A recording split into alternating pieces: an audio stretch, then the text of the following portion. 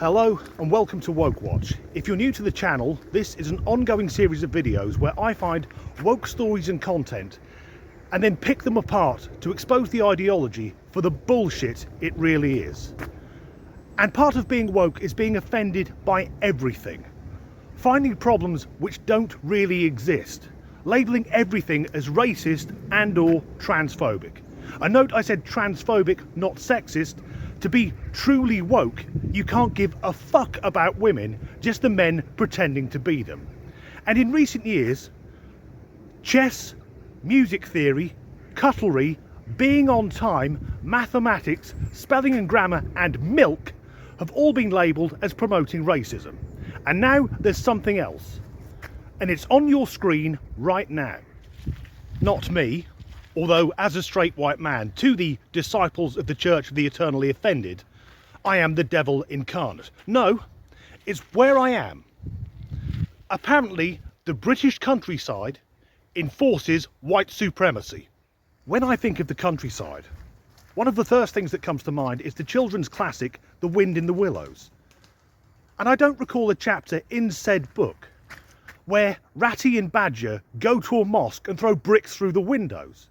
Nor do I recall Mr. Toad driving around the countryside in his motor car with a loudhailer screaming, "The Jews control the media." Nor have I seen, in the countryside, groups of blackbirds being harassed by, say, swans and geese, white birds, telling them, "Go back to where you bloody come from." So I think we can agree that the countryside itself isn't racist. But a recent article written by Haroon Motor, the head of the Muslim Hiking Association, yes really, makes the claim that ethnic minorities are being edged out of the countryside. Let's start with the obvious. Maybe it isn't racism. Maybe if people are out walking and are suddenly met with a large number of people in Islamic dress all carrying backpacks, rightly they might be slightly concerned. Also, if you dress your wife in a burqa, it will hinder her efforts if she wants to go mountaineering. But Mr. Motor says that minorities, particularly Muslims, face barriers to the countryside. I can help with that.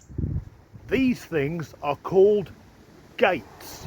They provide openings to the barriers, or fences as they're more commonly known, in the countryside. They're remarkably easy to use. You simply open it, pass through, and then close it behind you as per the countryside code. Now, you may see some gates which are locked and be tempted to vault over them. That is a very bad idea, particularly if on the other side of the gate there is crops or livestock, because that is an entrance to a farm. And in the UK, aside from the armed forces, the only group of people who all have guns are farmers. The thing is, our friend then destroys his own argument by stating correctly that in the UK, most people of colour live in towns or cities. Many very rarely leave, and I'll add to that, that in particular, many British Muslims choose to self-segregate. They're not cast out of society, they just don't integrate, and that's up to them. But if we have people who live in built-up areas and very rarely leave, how are they meant to experience the countryside? Is a council meant to build a sweeping, panoramic, beautiful pathway through the centre of Hackney? And I'm fairly certain there aren't any picturesque lakes or waterfalls in central Birmingham. I think what's going on here is the woke ideology. In the countryside, you mostly see white people, ergo racism. Now, I'm a country lad. I grew up in rural Norfolk, so gimme 6. And to this day, people in the street will shout, "Oi, country," although they leave off the final syllable. The issue is, though, that much of the British countryside is actually farmland.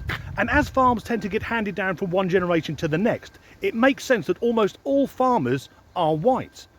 And using the information from Mr. Motor's article, if most people of colour live in towns and cities, then most farm workers are going to be white, although these days they tend to be Eastern European.